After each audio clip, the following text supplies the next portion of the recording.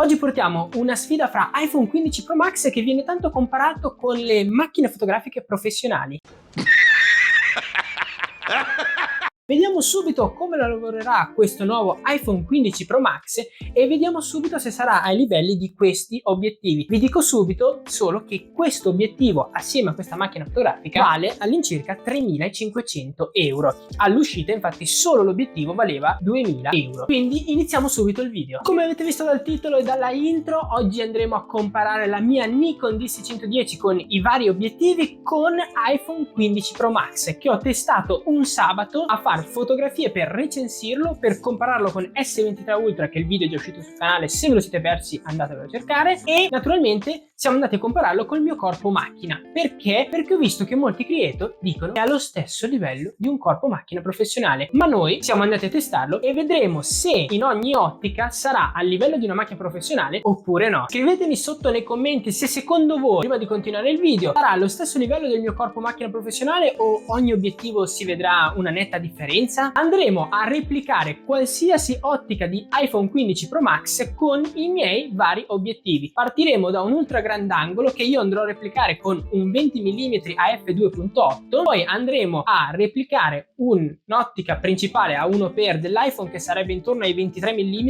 che però lavora a 1.7 e noi useremo il mio 24-120 a 24 mm però a f4, ma con questa netta differenza di f. Chi vincerà secondo voi? Chi crea più focatura? Lo scopriremo a breve quando vi mostrerò i risultati degli scatti. Poi siamo andati a comparare il 2x che equivale a un 48 mm che lavora all'1.8 e siamo andati appunto a utilizzare la f2.8 sul mio 50 mm. E poi per ultimo naturalmente il tanto esaltato 5x di iPhone 15 Pro Max che equivalgono esattamente a 120 mm e io sono andato a testarlo alla pari con il mio 120 mm a f2.8. Ma secondo voi avremo gli stessi risultati? Lo scopriremo a breve. Iniziamo con l'ultra grandangolo che su iPhone equivale all'incirca mi pare sui 13 mm, quindi molto fisheye. Io sono andato a compararlo con un 20 mm a f2.8. Primo scatto mi sono fatto un autoritratto sia con la mia Nikon che con l'iPhone per vedere un po' come lavoravano e secondo me qua sono all'incirca alla pari, lavorano tutte e due abbastanza bene. Poi qua adesso siamo andati a fare uno scatto ad una corteccia creando una sfocatura con il parchetto dietro. Ma qui cosa si può notare? Che un obiettivo professionale crea già una profondità diversa rispetto a un'ottica dedicata su uno smartphone. Infatti come possiamo vedere, togliendo che iPhone ha lavorato molto bene, però qui la prima differenza è già abbastanza notevole di sfocatura e di dettagli tra un corpo macchina professionale e un'ottica su smartphone. Secondo test che siamo andati a fare, c'è un moscerino dentro la mia lampada, perfetto. Secondo test che siamo andati a fare, l'1x di iPhone 15 Pro Max e il 24 mm della mia Nikon. Primo scatto che siamo andati a fare, come sempre, un bel ritratto per vedere già se si vedeva una certa differenza e qui già notiamo una leggera differenza fra uno scatto di una macchina fotografica e uno scatto di uno smartphone. Per quale motivo? Anche qui si può già notare la differenza di focatura che avviene contando che la Nikon ha lavorato a f4, quindi cercava più o meno di mettere abbastanza a fuoco tutto. L'iPhone ha lavorato a 1.7 e comunque ha messo a fuoco quasi tutto. Per andare a fare una sfocatura tra virgolette artificiale con l'iPhone dovevamo andare a usare la modalità ritratto, ma quindi non andiamo a usare proprio un'ottica come si dovrebbe utilizzare nel classico punta e clicca e quindi qua la differenza si vede. Poi sempre a 24 mm sono andato a scattare a esagio comunque in questo parchetto e qui invece lo scatto è stato abbastanza alla pari, comunque a uno scatto da lontano sia la Nikon che l'iPhone ha tenuto un po' tutto a fuoco, ha tenuto un po' tutti i dettagli, ottimi colori in entrambi i casi. Ora passiamo al 48 mm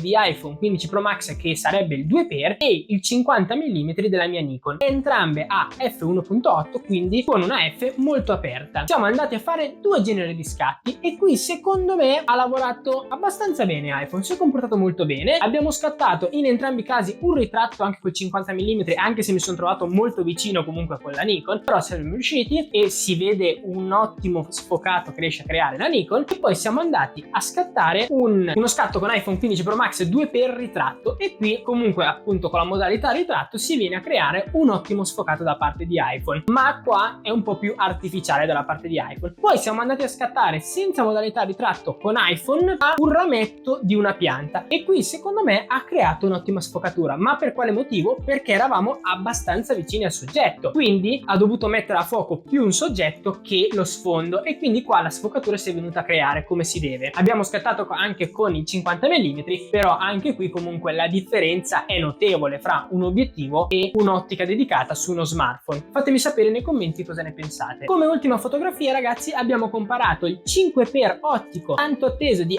iPhone 15 Pro Max che lavora a f2.8 contro il 120 mm della mia Nikon, sempre a f2.8. E secondo voi come sarà andata? Sarà davvero alla pari come mostrano molti creator, o comparati come si deve si noteranno le differenze? Scopriamolo subito. Abbiamo creato prima uno scatto a questo cartello dalla distanza, e qui già si vede una determinata differenza di sfocatura tra un obiettivo e un'ottica dedicata per uno smartphone. Naturalmente l'ottica dedicata dello smartphone ha lavorato molto bene, non si può dir nulla, ma come possiamo vedere non sarà a livello di un obiettivo, neanche da quella distanza. Poi dopo sono andato a testarlo leggermente da più vicino per vedere se comunque la focale dello smartphone riusciva a crearmi una sfocatura come un obiettivo di un corpo macchina, e abbiamo fatto una foto a questo tronco semplice, proprio così al volo, e come potete vedere la scatto finale è abissale la differenza. Per quale motivo? Un obiettivo professionale sarà nettamente superiore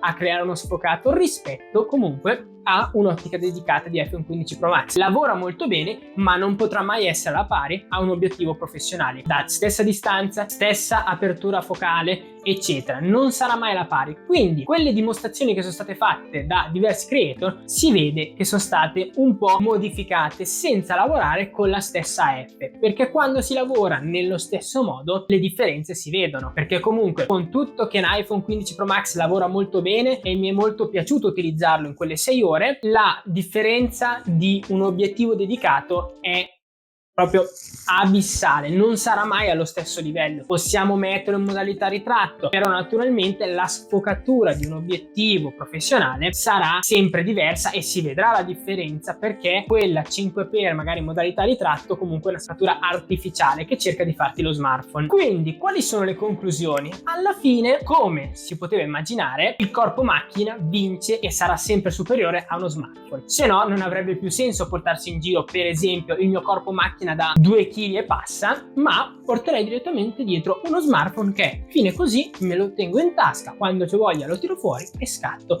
e non avremmo più bisogno di questi bestioni qua. Naturalmente non è così, perché prima che si arriverà a quei livelli sarà molto lontano. Quindi, a dimostrazione di queste fotografie, secondo voi i creator come hanno lavorato con questo iPhone 15 Pro Max? L'hanno comparato come si deve oppure no? Fatemelo sapere nei commenti. Io concludo qua il video, vi invito ad iscrivervi al canale se non siete ancora iscritti, commentare sotto e lasciare un bel like. Ci vediamo direttamente la prossima domenica con un nuovo contenuto. Ciao ragazzi!